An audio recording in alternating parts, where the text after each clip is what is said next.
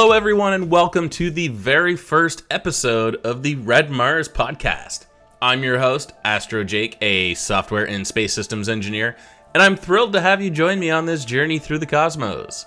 In this episode, we'll explore various aspects of space technology, making complex systems easy to understand and exciting to learn about. Today, we're kicking things off with a fundamental topic, rocket propulsion. Rockets are the backbone of space exploration, and understanding how they work is crucial to appreciating the marvels of modern space travel. So let's dive in and explore what makes rocket engines tick, and how they propel spacecraft to the stars. So to begin, what is a rocket engine? So, what is a rocket engine? At its core, a rocket engine is a device that produces thrust by expelling gases at high speed. This thrust propels the rocket forward, enabling it to escape Earth's gravity and travel through space. The fundamental principle behind rocket propulsion is Newton's third law of motion.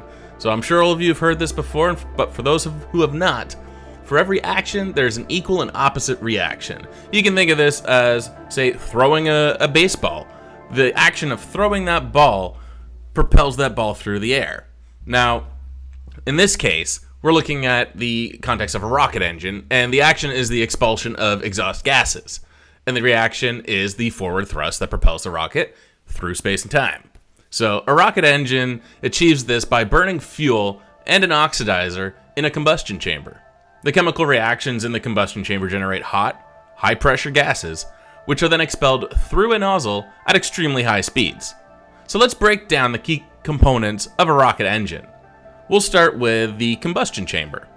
This is where the magic happens. The fuel and oxidizer mix and burn in the combustion chamber. This produces high-energy gases. The chamber is designed to withstand extreme temperatures and pressures, ensuring efficient combustion. Now, let's look at the nozzle. This is the part that connects to the combustion chamber and allows that expulsion of gases extremely quickly out the nozzle. So the nozzle is a crucial component that accelerates these exhaust gases to extremely high speeds. It converts the thermal energy of the gases into kinetic energy. This, and thus, creates thrust. The most common nozzle design is the D-Laval nozzle, which has a converging section, a throat, and a diverging section.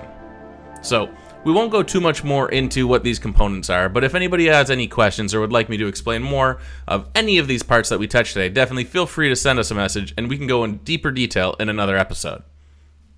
The next part we're going to look at is the fuel and oxidizer. The fuel is a substance that burns to produce energy, while the oxidizer provides the oxygen needed for combustion. Common fuels include liquid hydrogen, kerosene, and solid propellants. Oxidizers can be liquid oxygen, or LOX for short, or ammonium perchlorate for solid rockets. Next is the ignition system. The ignition system initiates the combustion process. It can be as simple as a spark plug, or a more complex system for ensuring reliable ignition under various conditions. Rocket engines have evolved significantly over the years.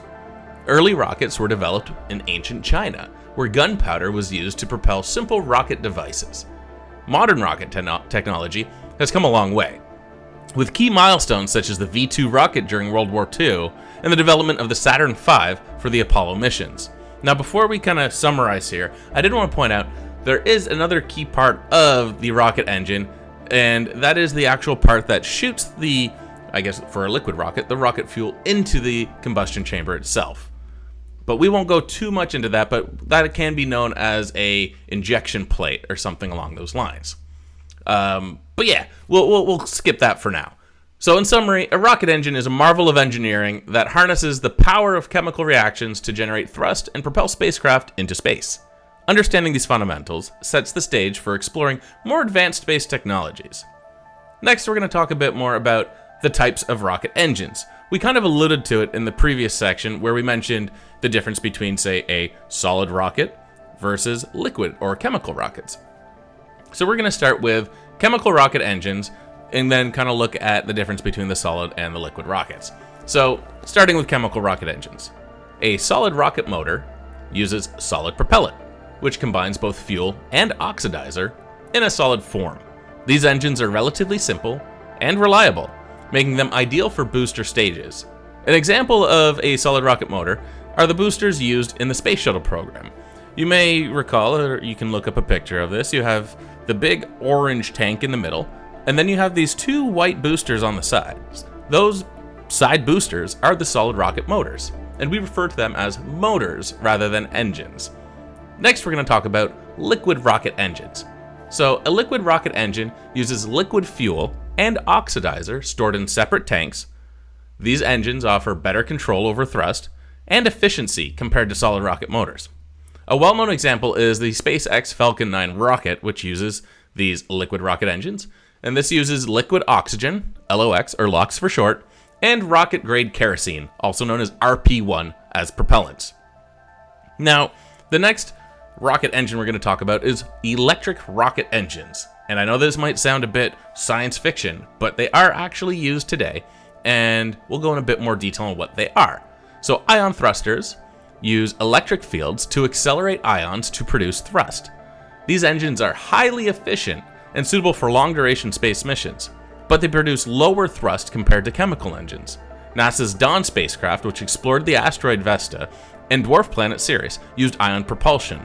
Now, while these don't provide an enormous amount of thrust compared to, say, a chemical rocket or a chemical rocket engine, they are very useful for deep space exploration because they are extremely efficient, as we just mentioned, but you have to note that the burn time, or the time that that engine is actually expelling thrust or particles, is a lot longer compared to that of a chemical engine, say a liquid or solid rocket engine or motor. And that is key to note, and that is why we do not use them to propel objects off the surface of the planet, but they are highly used once deployed in orbit or on orbit of the Earth or elsewhere, and then they are used to propel the spacecraft or satellite or whatnot throughout the solar system and beyond. Next, we're going to talk about nuclear thermal propulsion. That's a hard word to say today, apparently. Nuclear thermal propulsion uses nuclear reactors to heat a propellant like hydrogen. All right, we got through it. The heated propellant expands and is expelled through a nozzle to generate thrust. These engines promise higher efficiency and are being considered for deep space missions, such as human exploration of Mars. Now, obviously, anything that uses nuclear power or any type of nuclear material, there is some inherent risk involved. And that is why it is to this day that we haven't been using them for anything for human flight. Now, there are things called nuclear thermal propulsion, or not propulsion, but generators that we use for power that have been on unmanned satellites and spacecraft. But in terms of human travel, human space flight, we have not used any type of nuclear thermal propulsion to this date. But we are looking at it, and there are different proposed methods of doing this that minimizes the risk for the astronauts on board, yet we haven't gotten there just yet. But very cool technology, and excited to see where that goes, and I think that is the future of a lot of this deep space travel that we are hopefully working towards. So each type of rocket engine has its own advantages and challenges. Chemical rockets are powerful and reliable, but have a limited efficiency. Electric rockets are highly efficient, but produce low thrust, making them suitable for specific missions like we mentioned. Now, nuclear thermal propulsion offers the potential for long-duration missions, but requires significant research and development, and that is highly around the safety of those astronauts and just the environment itself. So, understanding these differences, or the different types of rocket engines, provides insight into the diverse technologies that enable space exploration. Now we're going to look a bit more at the difference between rocket engines and rocket motors. We've talked about it briefly here in a couple sections, but we'll go just a little bit more in detail to help hit that one home. So before we move on to those real-world examples of those, let's look at the differences. So the terms are often used interchangeably. That's the rocket engine and rocket motor. However, they do refer to different types of propulsion systems. So a rocket motor typically refers to a solid rocket motor. These are those simple propulsion systems that use solid propellant, which contain both fuel and oxidizer in solid form.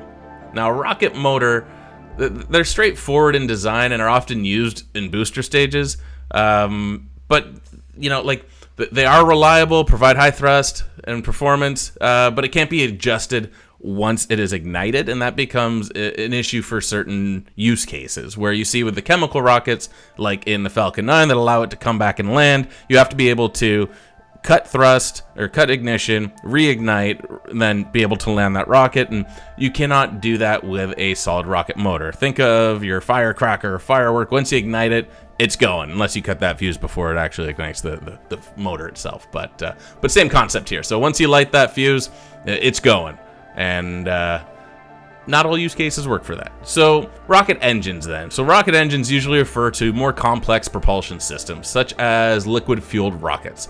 These engines use separate tanks for fuel and oxidizer, allowing for precise control over thrust and performance. So that means you can control the ratio of fuel to oxidizer, which then inherently controls your performance of that rocket engine, which again, you cannot vary those ratios on a solid rocket motor. Those are predetermined once you create your solid rocket motor mixture that creates that, I'll say architecture of the inside, or geometry is probably a better word, of the inside of a rocket motor, because there are different geometries and shapes that you can fill a cylinder with that solid propellant, and that also gives you different characteristics, and it can, in a way, provide throttling of the engine in a predetermined method, not controllable during actual flight in real time. It's that predetermined profile, I guess you could say. But so yeah, back to the rocket engine. Rocket engine allows you to have that precise control over thrust and performance. Liquid rocket engines can be throttled, restarted, and shut down as needed, providing greater flexibility for various mission requirements. So think of Blue Origin's New Shepard rocket being able to hover above the ground, find its landing point and land, or same with Falcon 9, soon to be New Glenn, Falcon Heavy, list goes on. Now there's so many companies that are working on these reusable rockets, and that is why they're using liquid-fueled rockets, as that gives you the greater flexibility for those mission requirements. So in summary, rocket motors are simpler, fixed thrust systems, while rocket engines offer more control and flexibility. Both play crucial roles in space missions today, depending on the mission requirements and objectives. So the key to note, they are both still used, they both have their use cases, and I will kind of touch on one other key point, that there are hybrid solutions that combine both the benefits of rocket motors and rocket engines into a hybrid rocket engine. We won't go too much into detail, but I did want to note that here as well. So let's look at some real-world examples. So here are some spacecraft that use these technologies. We'll start again with what we mentioned there, the Falcon 9, SpaceX's rocket. The Falcon 9 is a two-stage rocket developed by SpaceX. It uses liquid rocket engines powered by liquid oxygen, LOX, and rocket-grade kerosene, RP1. The first stage features 9 Merlin engines, while the second stage uses a single Merlin vacuum engine. And then, key to note on the vacuum engine, there's some characteristics that change with that, but there is something called an expansion ratio. So when you're in a vacuum, that expansion ratio is much larger. So the nozzle on the end of that rocket engine tends to be much larger, which is kind of a key characteristic to point out. If you look at a rocket engine at sea level, you'll see the nozzle itself is nowhere near the same size, and that's length and diameter, as compared to those for vacuum designed engines. And that controls that expansion ratio, which you want to be as close to the ambient pressure as possible. So at sea level, much smaller. That ratio goes from the throat of the nozzle to the outer diameter of the nozzle. And so you'll see that be a much greater ratio for those vacuum engines. Just wanted to mention that there, so a bit more understanding of what we're talking about here.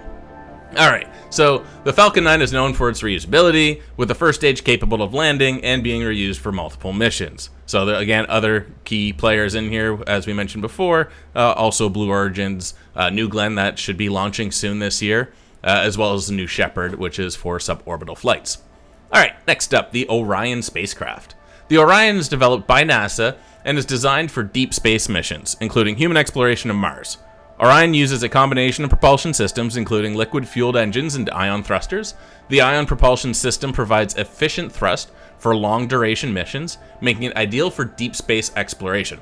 So that's what we mentioned there, and that's why we tried to touch on these different technologies before going into these real world examples, the ion propulsion is going to enable these spacecraft for those long duration deep space missions. Now, obviously, there's other things we have to look at, including life support systems. That's your food, your oxygen, everything like that, temperatures, radiation environment. We'll go into that in another episode. Here, we're just focusing on the basics of rocket propulsion. All right. Next up, Saturn V rocket. The Saturn V rocket was developed for the Apollo programs. It is one of the most powerful rockets ever built, both in sheer power and in size. It is a massive rocket. It used a combination of liquid-fueled engines and solid rocket motors. The first stage featured five F1 engines. Each produced 1.5 million pounds of thrust. That is a lot. The Saturn V successfully carried astronauts to the moon and remains an iconic symbol of space exploration. If you want to see one of these in person, you can go to the Kennedy Space Center on the east coast of Florida, and they have one of these that you can go. I think you got to take the bus tour to go see it. Super exciting. Definitely encourage you to go see one if you have children and they're interested in this, or you think they might be interested, or just want to get out of the house and see something cool that's not Disneyland or something along those lines. Great place to go. Highly recommended. So these examples highlight the diverse applications of rocket propulsion technologies and their critical role in advancing space exploration. But from here, where do we go? So what is the future of rocket propulsion? Well, pretty much your imagination is the limit here. So looking ahead, the future of rocket propulsion is filled with exciting possibilities and advancements. Researchers and engineers are continually developing new technologies to improve the efficiency, reliability, and capability of rocket engines. Looking at electric propulsion, there are advancements in electric propulsion, including ion and Hall thrusters, and they are paving the way for more efficient deep space missions. These engines offer high specific impulse, which is a measure of performance, so that's your efficiency and thrust, making them ideal for long duration missions where fuel efficiency is critical. Hybrid rocket engines, as I kind of alluded to a couple minutes ago, combine the elements of both solid and liquid propulsion systems. They use a solid fuel and a liquid or a gaseous oxidizer, offering the advantages such as improved safety, flexibility, and performance. Research into these hybrid engines aims to create more versatile and efficient propulsion systems. Reusable rockets. So companies like SpaceX, Blue Origin, they're pioneering the development of reusable rocket technology. Reusable rockets significantly reduce the cost of space travel by allowing the same rocket to be launched, landed, and reused for multiple missions. This innovation is transforming the space industry and makes space exploration more accessible. One thing that you can look at is, and I don't know the numbers offhand, but if you look at the cost of a SLS mission, that is for the Artemis missions, that is a rocket that is not entirely reusable. It's not self-landing. There are refurbished parts, but look at the cost of one of those launches versus, say, a Falcon Heavy. You could also look at New Glenn as well. I know New Glenn has not launched yet, but there are some numbers you should be able to find out there on what the cost comparison between all these. Look at scrub costs and everything as well, and just see what the cost savings can actually be from building a rocket system designed around reusability. It is quite significant. Could be the difference between billions to millions, which could save a lot of money, especially for taxpayer programs. Anyways, next let's talk about nuclear propulsion. Nuclear thermal propulsion is a promising technology for deep space missions, as we mentioned, including human exploration of Mars. Now again, we have those safety concerns that we need to work through. That will kind of come with time and in that field of research. But researchers are exploring the potential of using nuclear reactors to heat propellants and generate thrust, offering high efficiency and shorter travel times compared to the traditional chemical rockets. The future of rocket propulsion holds immense potential for advancing our capabilities in space exploration. Well, that is all I have on the basics of rocket propulsion, and for those of you that may have an engineering background or know more about rocket engines, you'll know that I definitely barely scrape the surface here. So again, if there are specific topics or specific areas you would like me to focus on, I would gladly dive deeper into any of these topics, as it is a huge interest of mine. Even if we want to go and talk real science fiction for a bit and compare that to real world technologies that are out there, that would also be a great and fun episode. But that is all we have for today, so remember to stay curious and keep on looking up. Take care, everyone.